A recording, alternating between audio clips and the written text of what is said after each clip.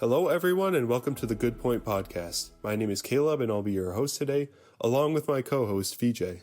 Today, we are going to be reviewing The Catcher in the Rye by J.D. Salinger. VJ, what do you think about the book? I think it's a great book. Personally, I really liked how the author portrayed the change in Holden. As in the start, we see how he rejects the idea of growing up. And this can be seen through how he does not care about his own life, his present or future. But we see the change at the end when he lets Phoebe try to get the golden ring. Even though that might hurt her, that tells us that he accepts growing up as part of life, and pain, suffering, and all those stuff are just what you gotta go through. Yeah. And Caleb, what do you think about the book? I definitely agree with you there. It does really seem like Holden is accepting that he has to, because one of the main parts of the book is Holden's grief, and that really ties into the point you were trying to make about loss and suffering and pain. These are all things that you need to go through, and you need to go through them so that they can make you into a better person, instead of just avoiding these things. I definitely really liked how his grief was portrayed, especially when he was crossing the street and he was saying, "Allie, help me, Allie, help me." Then he got to the end and he was like, "Thank you, Allie." I thought that was a very strong depiction of grief. I also felt that the book was sort of realistic in its ending. To be honest, I think that we can both agree that we didn't like the ending much.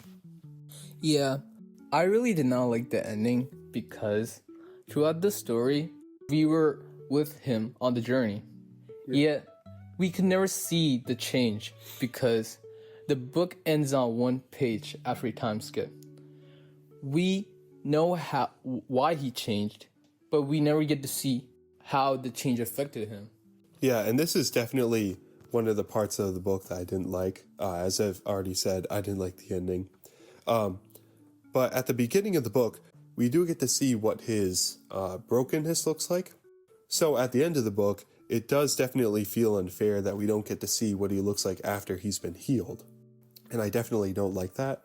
Also, the time skip so close to the end, I feel like that's just a bad thing to do, to have a time skip like really close to the end.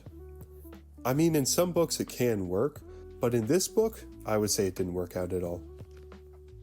And finally, I really liked how each interaction he had with different people were unique, and each of them shaped him in a different way, and his exchange with Phoebe made him accept those, and these all led up to him changing as a person, and I really like the book because of that fact.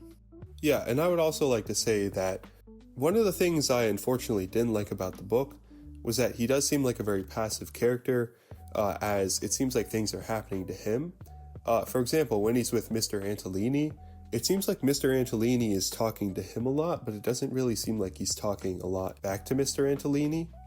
When he's with Carl Luce, Carl is trying to make a point to him, but he's just not really engaging with him.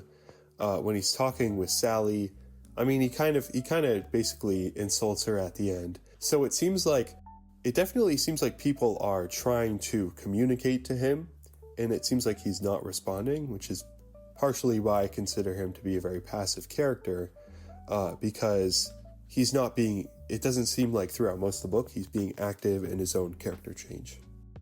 That is said, I really like the book, and I'm pretty sure you like the book too. I did like the book. I liked some aspects of the book. I'd probably give it a 5 or maybe a 6. Well, on that note, thank you guys for giving us some of your time. And just enjoy the rest of your day.